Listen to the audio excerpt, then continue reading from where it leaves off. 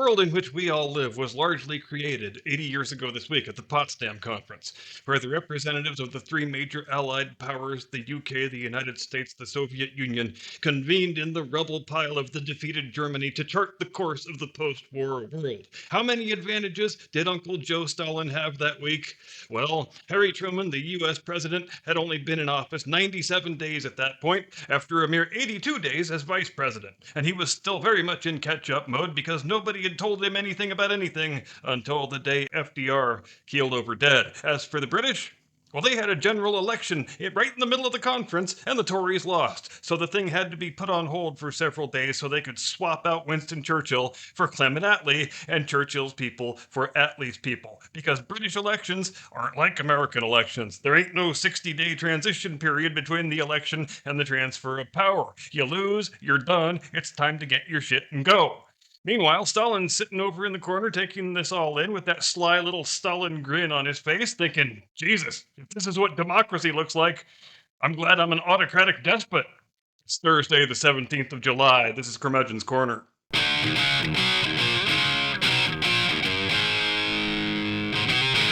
From high atop the battlements of Castle Curmudgeon, where we vanquish more enemies by 9 a.m. than most people do all day.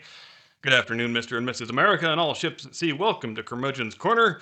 Let's talk about unintentionally making a fool of yourself, as President Harry Truman did on the 8th day of the Potsdam Conference, which was actually the 6th day of the conference, if we're being technical, setting aside the 2 days when the Brits were swapping out prime ministers, when he pulled Uncle Joe and his translator aside and he said to him in a very hushed voice, because we got to keep this shit on the down low, dude, that the United States has in its possession and has just successfully tested a new weapon of unusual destructive force, to use Truman's exact words.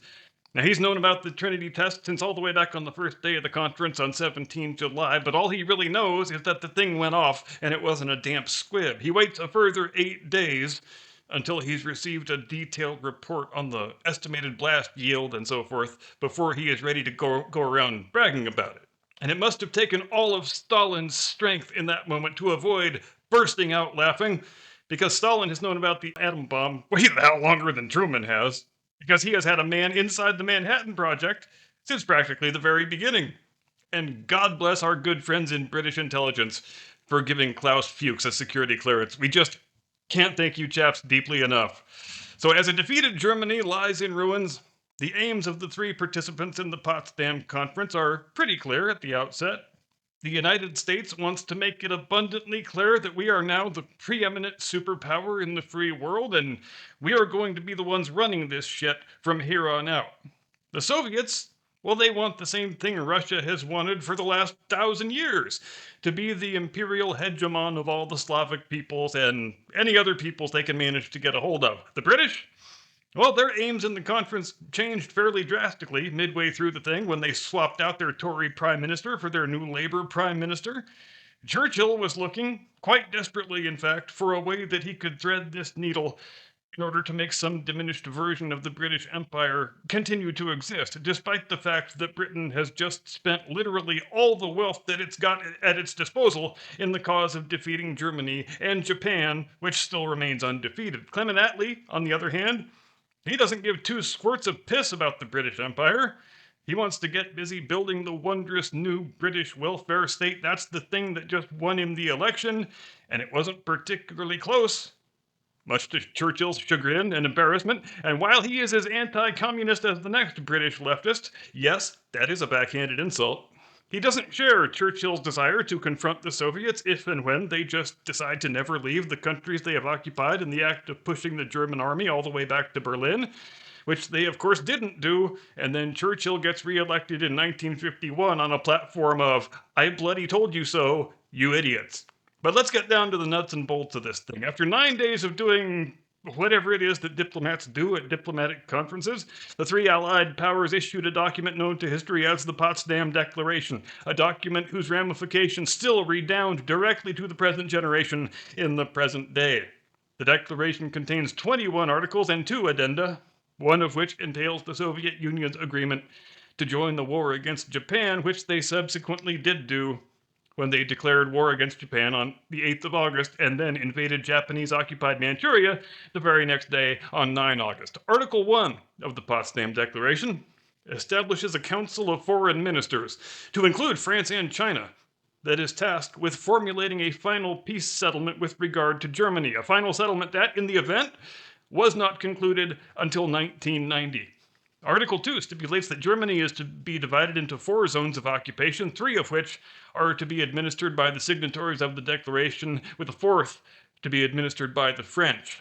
Additionally, it establishes the Allied Control Council, which continued to exist all the way up until 1987 and the death of Rudolf Hess, the last inmate in Spandau prison. Additionally, it states the view of the signatories that Germany shall be viewed as one unitary state. That one sure worked out well. That it will be demilitarized and denazified, and that the German economy should be reoriented toward agriculture and light industry. Article 3, and this is a big one, establishes the right of the Soviet Union to extract reparations from Germany by seizing 10% of German industrial capacity in the Soviet zone of occupation. And this article was basically the open door that enabled the Soviets to effectively annex and make a puppet state out of the country that came to be known as East Germany. So why the Brits and the Americans put such a stupid article in the agreement? Why did they do that when they knew the terms were going to be serially abused, if not outright ignored? Well, because that was the price that Stalin and Molotov demanded in exchange for the exclusion of the French on the Control Council. Was it a price worth paying? I think anyone who grew up in East Germany would tell you it totally wasn't. Article 4 concerns the disposition of the German Navy. All but 30 of its U-boats are to be scuttled and sunk. The surface fleet and the merchant marine fleet are to be divided among the 3 signatories. Article 5, and this one will be of interest if you ever wonder why there's a little chunk of Russia that isn't next to the rest of Russia, states that the Americans and British support the transfer of the city formerly known as Königsberg, East Prussia, into Soviet control, and that's why today we see that little Russian exclave on the map called Kaliningrad Oblast. Article 6 establishes the legal authority of the Allied Council to try alleged German war criminals, and this is the article that creates the framework for the Nuremberg trials. Article 7 renders the Anschluss of 1938 null and void and stipulates that Austria is to regain its independence and that it will remain under British and American administration until such time as a new government can be established. Article 8 declares that Poland shall be returned to its pre-war borders. All ethnic Germans will be forcibly expelled, and this will all be administered under the auspices of the Soviet Union.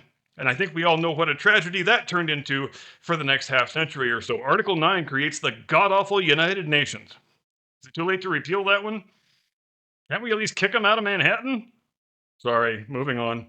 Article 10 concerns the final settlement for Italy. Article 11 concerns the final settlement for Romania, Bulgaria, and Hungary. Article 12 is closely related to Article 8, and it concerns what it refers to as the orderly transfer of German populations out of not just Poland, but also Czechoslovakia and Hungary. And since all the areas in question are being administered by the Soviets, this quickly turns into the one ethnic cleansing genocide that we are still, right up to the present day, not supposed to talk about. Because, come on, the Germans were the bad guys, right? Don't they deserve whatever they get? And there's nothing else to call it except a blood libel. If you have a German name, if you speak the German language, irrespective of what you did or didn't do during the war, all your property and possessions are to be confiscated. You are going to be force-marched into Germany, even if you've never been to Germany before, and if you die on the way, well, that's just too damn bad. And it's an ethnic cleansing genocide that the American president and the British prime minister both acquiesced to. Is that a permanent stain on the moral character of both nations? Yes. Yes, it is.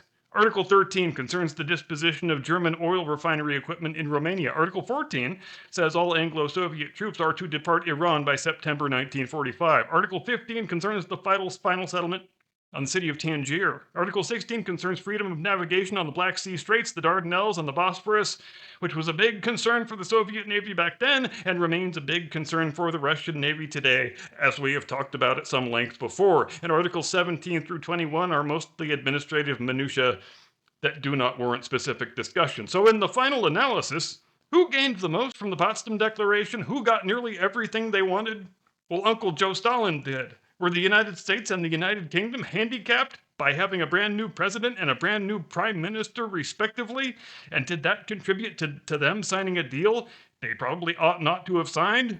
Yes, they were, and yes, it did. Would Donald Trump have ever signed a deal like that in a million years? Not a chance in hell. In fact, if you want to tie this thing up in a nice, pretty bow, let's put it this way. If the Cold War has a founding charter, it is the Potsdam Declaration. I am done. That's all I've got. Thanks for watching. See you next time. Get off my lawn.